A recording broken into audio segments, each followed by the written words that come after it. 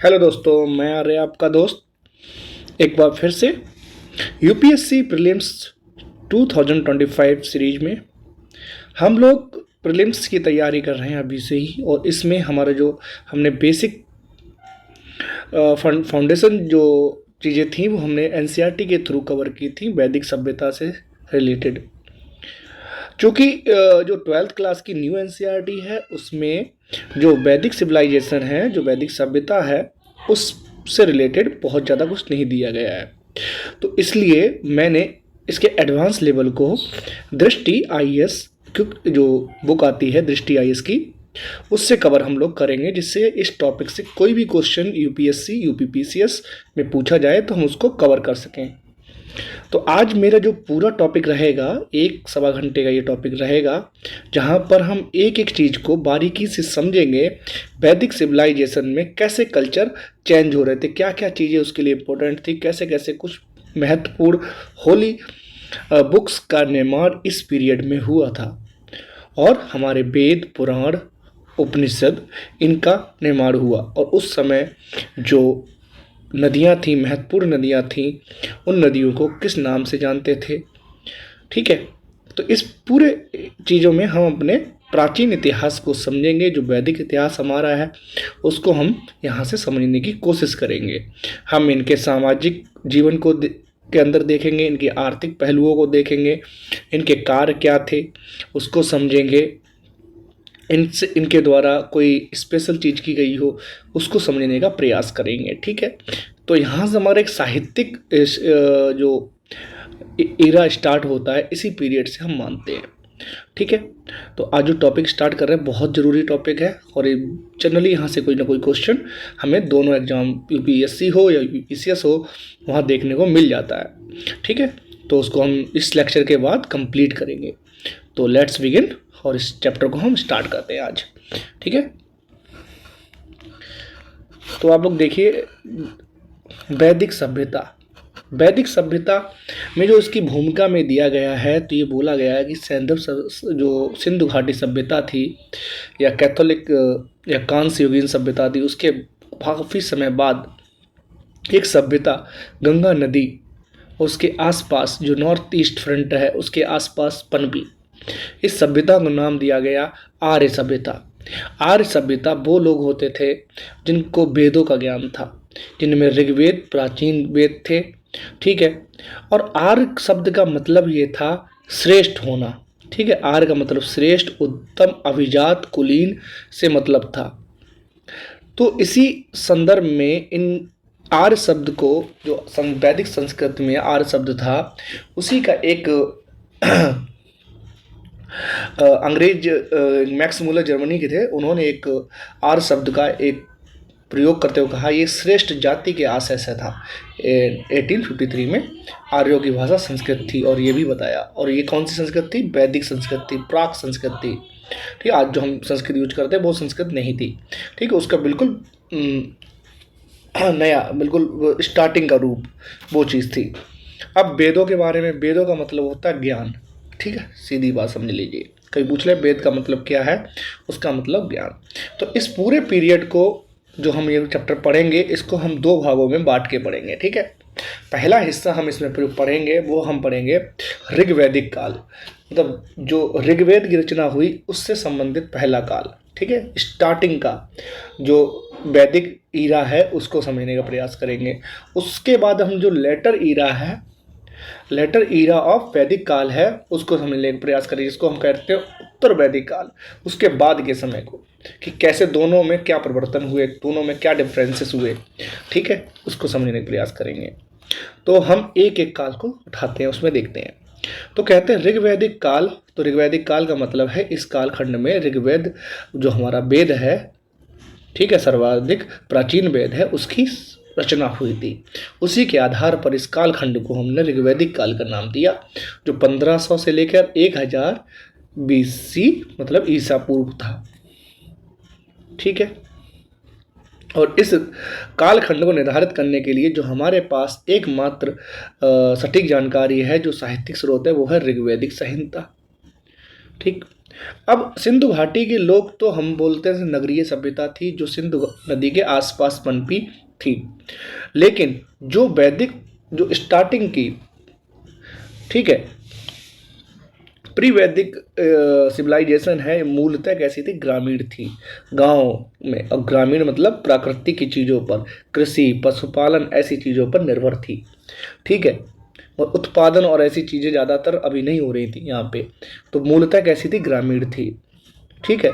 और आर्यों का हम कार्य, ये लोग पूछ सकते हैं कि आर्यों का प्रमुख काम क्या था। तो वैदिक आर्यों का प्रमुख काम था पशुचारण, पशुओं को चराना, चरवाहा थे एक तरीके से ये, ठीक है। तो उसके बाद आप लोग देखिएगा 1400 ईसा पूर्व के बोगज कोई जो है जगह, वो कहाँ पे है, ये लगभग आप देखिए नॉर्थ वेस्ट जो फ्रंट है हमारा, अफगानिस्तान, इसके ईरान, इस तरफ से ही बोगज कोई, जो एशिया माइनर के नाम के एक अभिलेख में ऋग्वैदिक काल के देवता इंद्र, वरुण, मित्र, नासत्य का उल्लेख मिलता है। तो कह सकते हैं ऋग्वेद काल के कोई देवता हैं जिनका हमें किस अभिलेख से हमें इनके बारे में पता लगता है, वो है बोगज कोई का अभिलेख जो एशिया माइनर का है, ठीक है। अनुमान लगाया जाता है वैदिक आर्य ईरान से होकर भारत आए थे। तो ये बहुत सारी थ्योरी इसके ऊपर गढ़ी गई कि जो वैदिक आर्य आए हैं वो ईरान से भारत आए हैं, ठीक है। अब आप लोग देख सकते हैं, मैं आपको मैप के थ्रू इसको समझाने का प्रयास करता हूँ। जो बोगज कोई का जो अभिलेख है वो कहाँ मिला है, तुर्की में। इसी एरिया को हमने एशियाई माइनर का नाम दिया। और यहीं से जो आर्यों के देवता थे, वरुण हुए, ठीक है, इंद्र हुए, नासत्य हुए, ये सभी यहाँ के अभिलेख से उनका जिक्र मिलता है, इंद्र का। ये सभी लोग जो हैं, तो मेरा इस मैप को आप लोगों को दिखाने का यही पर्पज है कि हम इस बात को समझ सकें कि एशिया माइनर जहाँ बोगज कोई, यहीं से अभिलेख मिला जिसमें हमें आर्यों के बारे में, जो उनके देवता थे उनके बारे में जिक्र मिलता है। या तो इनके साथ संबंध रहे होंगे, या ये जो थ्योरी गढ़ी गई है कि यूरोप और एशिया जहाँ यूराल पर्वत है वहाँ से होते हुए ये ईरान के रास्ते भारत आए आर्य, ठीक है। और इनका पेशा क्या था, एक चरगाह थे। तो इस तरीके से हम इसको पढ़ते हुए चलेंगे, ठीक है, कि हमें मैप भी समझ में आना चाहिए। अब बात आती है ऋग्वेद की कई अनेक बातें, हम इनको ईरान के साथ क्यों जोड़ते हैं। जोड़ने के पीछे एक चीज़ है, ईरानियों का एक प्रमुख धर्म है जिसे आप कौन सा बोलते हैं, एक प्राचीन भाषा में ईरानियों का एक धर्म है, ठीक है। तो उस धर्म से रिलेटेड एक पुस्तक है जिसको बोलते हैं अवेस्ता, ठीक है। अवेस्ता में जो बातें लिखी गई हैं, कई ईरानी भाषा के प्राचीनतम ग्रंथ अवेस्ता, ठीक है। अवेस्ता में जो बहुत सारी बातें हैं वो ऋग्वेद में जो बातें मिलती हैं उनसे ही रिलेट करती हैं। तो हमने देखा, हो सकता है बहुत सारे लोग वही इसी हिस्से से आए थे, इसीलिए उनकी बातों में सिमिलरिटीज़ है, ठीक है। तो दो साक्ष्य इस बारे में जिक्र करते हैं। तो हमें ये सब चीज़ें क्यों पढ़ रहे हैं इस तरीके से, हमें ये समझना है कि जो आर्य थे वो मूल निवासी इस देश के थे या कहीं दूसरी जगह से इस देश में आए थे, ठीक है। दूसरी जगह से इस देश में एंट्री उन्होंने की थी।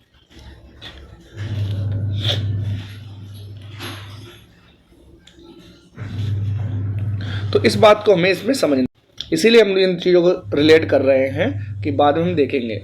आर्यों के मूल निवास के संबंध में विद्वानों के कुछ मत हैं। तो किस विद्वान ने क्या बोला था, जैसे मैंने आपको बोला था आर्टिक रीजन, जब हम पहले पढ़ रहे थे तो आर्टिक रीजन से ये बात निकल के आई थी। बाल गंगाधर तिलक जी ने बोला था कि जो आर्य आए हैं वो उत्तरी ध्रुव आर्टिक रीजन से आए हैं, ठीक है। और वहीं पर जो प्रोफेसर मैक्स मूलर जिन्होंने ये बताया था कि इनकी भाषा संस्कृत थी और ये जो आर्य थे ये श्रेष्ठ अभिजात वर्ग था से संबंधित थे, ठीक है।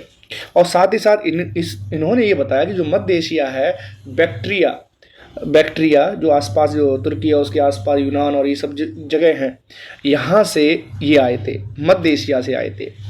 उसके बाद डॉक्टर अविनाश चंद्र दास ने ये बताया ये सप्त सैंधव प्रदेश से आए थे।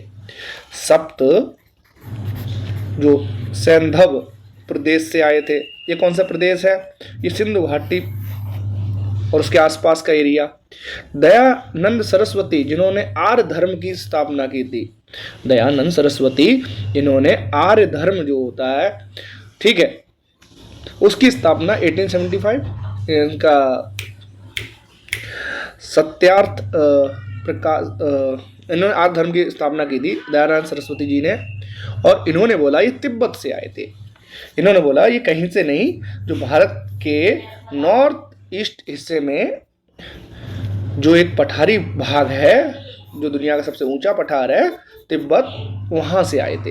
वहीं नेहरिंग एवं प्रोफेसर गाइड चाइल्ड ने बताया ये दक्षिणी रूस से आए थे। मतलब जो हमारा ऊपरी हिस्सा, हमारा उत्तर में और ऊपर चले जाएंगे तो जब मैप हम देखते हैं तो भारत के उत्तर में और जाएंगे, कजाकिस्तान होते हुए ऊपर निकल जाएंगे तो दक्षिणी रूस का हिस्सा आएगा, वहां से आए थे। गंगानाथ झा ने बोला है वही ऋषि देश से आए थे। वहीं गाइल्स महोदय ने बोला है हंगरी और डैन्यूब नदी घाटी से आए थे। अब देखो हंगरी कहाँ है? ये यूरोप की कंट्री है। अब आप मैप में जाएंगे तो आप देखिए हंगरी कहाँ है, और एक बहुत मशहूर नदी है डैन्यूब, जो यूरोप की नदी है, इस नदी घाटी है। वो काफ़ी बार यूपीएससी क्वेश्चन पूछ चुका है डैन्यूब से। तो इन्होंने बोला, जो गाइल्स महोदय थे उन्होंने बोला हंगरी अथवा डैन्यूब नदी घाटी से आए हैं। वहीं प्रोफेसर पैंका बोलते हैं जर्मनी के मैदानी भाग से आए हैं ये। तो ये जर्मनी है या फिर आपका हंगरी है, ये सब यूरोप के देश हैं, और यूरोप के देश से चलते चलते भारत आए। तो अधिकांश मूल निवासी इस बात पर, अधिकांश लोग इस विद्वान इस बात पर निश्चय करते हैं, जैसे हमें एशियाई माइनर में इनसे संबंधित तुर्की में एक बोगजकोई का अभिलेख मिल जाता है, इनके देवताओं से नाम संबंधित होते हैं। ईरान के रास्ते से, क्योंकि ईरान में एक प्राचीन ग्रंथ है अवेस्ता, जैद अवेस्ता जिनका नाम है पूरा, उसकी बहुत सारी बातें इनके ऋग्वेद से मिलती हैं। तो ये चीज़ें कहीं ना कहीं इस बात की ओर संकेत कर रही हैं कि जो ये आर्य लोग आए डेफिनेटली इस देश के मूल निवासी तो नहीं थे। ये आर्य लोग जो मध्य एशिया है, मध्य एशिया थे चलते चलते, क्योंकि उस टाइम हमने आपको शुरुआत में एक चीज़ बताई थी कि जो पशुपालक थे वो नए चारागाह की तलाश में, अपने पशुओं को चराने के लिए नए चारागाह की तलाश में मूव करते रहते थे। तो डेफिनेटली ये थ्योरी भी बन सकती है कि उनके चारागाह खत्म हुए होंगे जलवायु परिवर्तन या जिसके कारण भी, तो नए चारागाह की तलाश में धीरे धीरे मूव करते करते एक ऐसे प्रदेश में आए जहाँ नदियाँ ही बह रही थी, बहुत सारी नदियाँ। आप देखिएगा सिंधु नदी बह रही है, सिंधु नदी से जुड़ी हुई 5 नदियाँ और हैं, झेलम, चेनाब, रावी, सतलुज और ब्यास, और इधर से काबुल। तो ये सप्त नदियों का देश, सप्त सैंधव प्रदेश, जहाँ नदियों का जाल बिछाया है, तो डेफिनेटली इस एरिया में क्या रहा होगा, एक मैदानी हिस्से, जो मैदानी हिस्से भरपूर थे ग्रासलैंड से, जो कि किसके लिए जरूरी थे, पशुओं के चारण के लिए। तो मैक्स मूलर की थ्योरी इस बात से बहुत लोग सहमत हैं कि आर्य लोग मूल रूप से मध्य एशिया बैक्ट्रियाई क्षेत्र से आए थे। ठीक है बेटा, चलिए अब हम बात करें कि आर्य लोग जो भौगोलिक विस्तार की बात करें तो आर्य लोग का जो एरिया था जहाँ वो रहते थे वो सप्त सैंधव क्षेत्र था, जहाँ 7 नदियों का भूमि कह सकते हैं। देखिए ऋग्वेद का जो भौगोलिक विस्तार है, ऋग्वैदिक काल के जो लोग थे वो कहाँ रहते थे, इसके बारे में जो मैक्सिमम जानकारी है वो हमें ऋग्वेद से ही प्राप्त होती है। ठीक है, तो इसमें एक जिक्र दिया गया है 7 नदियों के प्रदेश का, जिसे सप्त सैंधव प्रदेश कहते थे। 7 नदियाँ बहुत महत्वपूर्ण हैं और बारंबार यूपीएससी इनसे क्वेश्चन बना देती है। तो आप लोग देखिएगा, इनमें पहली नदी जो सिंधु नदी है, ठीक है, दूसरी नदी जो है वो है सरस्वती नदी, और आप लोगों की जानकारी को बता दें ऋग्वैदिक काल में जो सरस्वती नदी थी ये सबसे पवित्र नदी थी, इनके लिए सबसे महत्वपूर्ण नदी थी। इसी नदी को उन्होंने अपने सूक्तों में, जो ऋग्वैदिक वेद के सूक्त थे, सूक्तियों में इन्होंने सरस्वती नदी को नदी तमा, देवी तमा या माते तमा एक पवित्र नाम दिया। ठीक है। इसके अलावा जो महत्वपूर्ण नदियाँ थी, जो सिंधु की 5 नदियाँ हैं, जो उसकी सहायक नदियाँ हैं, उनमें सबसे पहले आप देखिए झेलम। झेलम नदी को उस टाइम पर संस्कृत में एक नाम देते थे, जो नाम था बहुत ही शानदार, वितत्सा, वितस्ता। तो आपको एयरलाइन एक है विस्तारा करके आती है ना, तो ऐसे ही आप नाम याद कर लीजिएगा, वितस्ता। वितस्ता झेलम का नाम था। इसी प्रकार आपकी दूसरी नदी है चिनाब, और चिनाब का तो बहुत ही अच्छा नाम है अश्विन। अश्विन से याद रखिएगा अस्कनी, क्या था, अस्कनी, अश्कनी नाम था चिनाब नदी का। इसी प्रकार जो तीसरी नदी है दैट इज रावी, और रावी नदी को एक नाम देते थे, वो था परुसणी। परुसणी नदी था। उसके बाद नदी आती थी ब्यास, जिसको बिपाशा बसु, आप लोग बिपाशा बसु बोल सकते हैं, तो मैंने ऐसे ही याद किए हैं बिपाशा। और लास्ट में था सतलुज। सतलुज, तो सतलुज नदी को इन्होंने सतुद्री नाम दिया था। इस प्रकार से आपको पुराने नाम और नए नाम को याद रखना चाहिए। तो अब इसमें जो एरिया था उनको क्या क्या ये बुलाते थे उसके बारे में। तो सतलुज से यमुना तक का जो एरिया था उसको ये ब्रह्मव्रत कहते थे, और जो उत्तर भारत का पूरा एरिया था, इसको संपूर्ण उत्तर भारत जहाँ आर्य रहते थे उसे आर्यव्रत के नाम, तो आर्यव्रत भारत का एक, तो उत्तर भारत, संपूर्ण उत्तर भारत जहाँ आर्यों ने विस्तार किया था, that area is called Aryavrat. तो थोड़ी मैं अंग्रेजी बीच में यूज करूंगा, जो भी हिंदी इंग्लिश मीडियम है, थोड़ी सी अंग्रेजी आपको तो आनी चाहिए, ठीक है। चाहे मैं हिंदी मीडियम में ही एग्जाम देता हूँ, लेकिन मेरी इंग्लिश ठीक ठाक है, ठीक है। तो इतनी अंग्रेजी तो भाई आना चाहिए, सिविल सर्वेंट बनने के लिए थोड़ी अंग्रेजी तो हमें आनी चाहिए। तो प्लीज़ कहीं आपको कोई दिक्कत आए तो आप मुझे कमेंट कर सकते हैं, ठीक है, इसके रिगार्डिंग। तो जो ऋग्वैदिक काल है उसमें पूरे वैदिक काल में 31 रिवर्स के बारे में बताया गया है। तो रिवर्स इनके लिए बहुत महत्वपूर्ण थी, आज भी रिवरें हमारे लिए बहुत महत्वपूर्ण है। ऋग्वेद में 25 रिवरों का जिक्र किया गया है, जिसमें सबसे ज़्यादा जो जिक्र किया गया है वो एक नदी हमने आपको बता दी है, पवित्र नदी सरस्वती नदी है।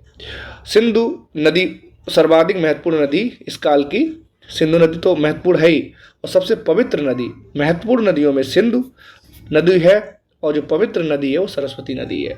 संगम में हमने बताया था सरस्वती नदी अभी विलुप्त है, नीचे से कहीं से है, ऐसा मानना है हमारा प्रयागराज में। गंगा नदी का ऋग्वेद में 1 बार जिक्र आता है, और यमुना नदी का 3 बार जिक्र आता है। फैक्चुअल है, कभी क्वेश्चन आ जाए तो एक बार, हमने पहले भी पढ़ा है।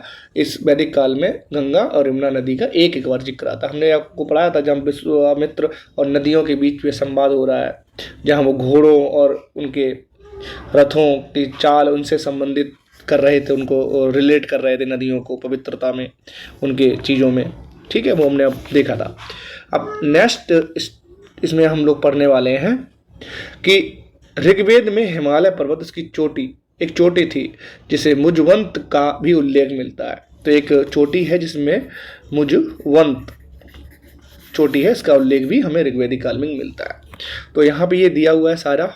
तो हमने अभी आपको रिकॉल कराया हुआ था, परुषणी किसको, रावी नदी को बोल रहे थे, सतुद्री किसको बोल रहे थे, हम सतलुज नदी को बोल रहे थे, अश्कनी किसको बोल रहे थे, हम चेनाब नदी को बोल रहे थे, वितस्ता किसको बोल रहे थे, झेलम को बोल रहे थे, बिपाशा किसको बोल रहे थे, ब्यास को, गोमती गोलमल को, कुंभा काबुल को, और सदा नीरा, यहाँ ये देखिए बहुत महत्वपूर्ण है सदा नीरा, सदा नीरा गंडक नदी को, ठीक है, गंडक नदी को, कुमु कुर्रुम को, सिंधु को, इंडस, ठीक है।